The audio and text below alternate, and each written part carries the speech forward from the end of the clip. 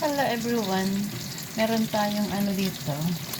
Ready na hipon para iprito. I-fry natin.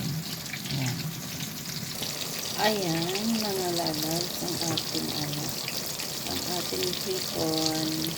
Pinagsama ko yung yung talong sa pagpriprito. Ayan. Meron tayong talong, pinagsama ko sa hipon. At siyempre, ayaw nating mag-aksaya ng oras kasi nga may pasok pa tayo. Ayan. Meron na akong naprito dito. Ito na po yung hipon natin. Diba? Ito ang ating tanghalian. Pwedeng pagsamahin yung pagprito natin ng hipon sa katalong. O, diba? Ayan.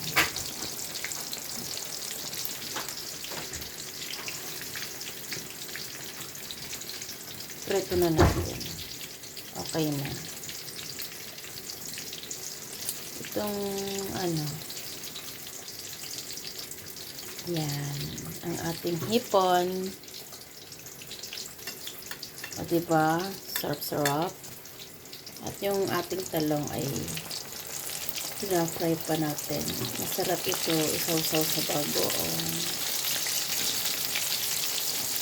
Ito po ang madali ang iluto natin para mabilisan lang.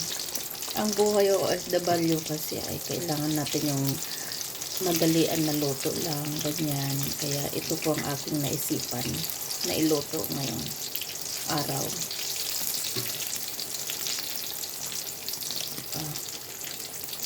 Ayan, okay ng ating talong.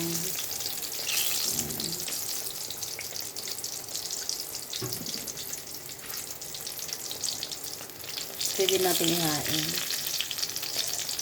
Thank you for watching, guys.